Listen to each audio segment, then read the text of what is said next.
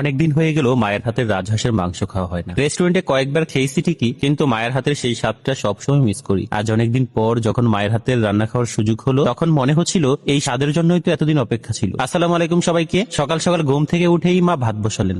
ভাত ফুটে উঠতেই মার আলাদা করে তুলে রাখলেন। এদিকে অনেকদিন পর বাবাকে বলে মাঝারি সাইজের একটা রাজহাঁস আনালাম। হাঁসের মধ্যে রাজহাঁসের মাংসের স্বাদ সবচেয়ে মজার। তবে মাংস খেতে যতটা না মজা, হাঁস পরিষ্কার করা তার চেয়েও বেশি কষ্টের কাজ। যারা কখনো করেননি তারা বুঝবেন না, এই একটা কাজেই অনেক ধৈর্য লাগে। হাঁস পরিষ্কার করার ফাঁকে মা ডাল ভিজিয়ে রান্না করতে বসালেন। অনেকে হাঁসের গায়ে আটা মেখে ছোট ছোট লোম পরিষ্কার করেন, কিন্তু আগেকার দিনের মায়েরা এসব ছাড়াই সাধারণ নিয়মেই সব পরিষ্কার করতেন। মাও সেভাবেই করলেন। নাড়িভুড়ি ফেলে আগুনে ছেঁকা দিয়ে ছোট ছোট লোমগুলো পরিষ্কার করে নিলেন। অনেকে আমাকে প্রশ্ন করেন, আপনাদের বাড়িতে কি রোজই মাংস খাওয়া হয়? না ভাই, মাছ, মাংস, শাকসবজি, শুটকি সবকিছু মিলেই খাওয়া হয়। আমরা এতটাও বড় লোক নই যে প্রতিদিন মাংস খাবো। তবে বাড়িতে মেহমান এলে কিংবা একটু বিশেষ দিন হলে ভালো মন্দ মিলিয়ে আয়োজন করার চেষ্টা করি। যেমন আজও মাংসের পাশাপাশি ডাল রান্না করছেন। এরপর ছোট ছোট পিস করে হাঁসের মাংসগুলো কেটে পরিষ্কার পানিতে কয়েকবার ধুয়ে ভালোভাবে পরিষ্কার করা হলো। এরপরই শুরু হলো ফাইনাল রান্না। চুলায় কড়াই বসিয়ে দিলেন তেল গরম হতেই অনেকটা পরিমাণ পেঁয়াজ কুচি দিলেন। হাঁসের মাংসে পেঁয়াজ একটু বেশি দিলে স্বাদ অনেক ভালো হয়, তাই আজও বেশ ভালো পরিমাণেই দিলেন। পেঁয়াজ হালকা বাদামি হয়ে আসতেই দিলেন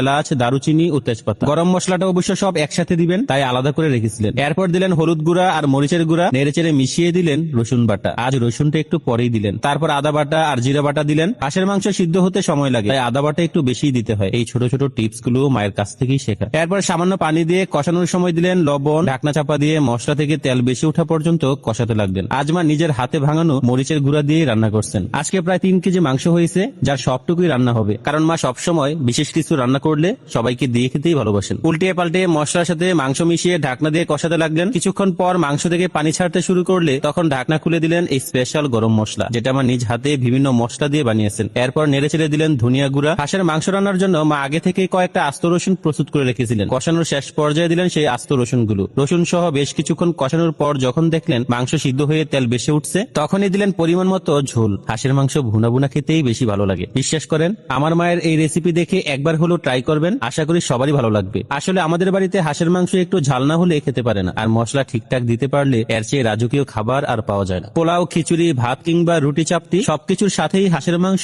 বেস্ট। দেশি হাঁসে কিছুটা গন্ধ থাকে, কিন্তু রাজহাঁসে সেই গন্ধটা থাকে না। যাই হোক, গল্প করতে করতে মাংস রান্না প্রায় প্রস্তুত। শেষে মা জিরা গুঁড়া দিয়েই নামিয়ে নিলেন। মাংসের কালারটা দেখে হয়তো বুঝতে পারছেন কেমন হয়েছে, আর আমি যখন বয়সটা দিচ্ছি খাওয়ার পরে যা অসাধারণ হয়েছে, খেয়ে না দেখলে বলে বোঝানো সম্ভব না। পরিষ্কার করা যদি মায়ের জন্য এত কষ্ট না হতো, তাহলে মাসে একবার হলেও রাজহাঁসের মাংস খেতাম। এরপর মা তালের পায়েসও করলেন। মা প্রত্যেক সিজনে তালের রস সংরক্ষণ করে রাখেন। দুধের মধ্যে সাবু, দারুচিনি, তেজপাতা দিয়ে আগে থেকে জাল করা তালের রস মিশিয়ে যে পায়েসটা করেন, সেটা খেতে সত্যিই অনেক মজার হয়। দেখতে দেখতে মায়ের সব রান্না কমপ্লিট। সবকিছু সাজানোর পর আমি প্লেট হাতে মায়ের সামনে দাঁড়াতেই পাতে তুলে দিলেন হাঁসের মাংস নিয়ে ভাত দিয়ে মেখে মেখে তৃপ্তি করে খেলাম। সত্যি বলতে মায়ের হাতের রান্নার কোনো তুলনাই হয় না। আচ্ছা, আজকের রেসিপিটা কেমন লাগলো অবশ্যই কমেন্টে জানাবেন। ভিডিওটি ভালো লাগলে অবশ্যই শেয়ার করে দিবেন, আর যারা এখনো আমাকে ফলো করেননি প্লিজ ফলো করে দিবেন।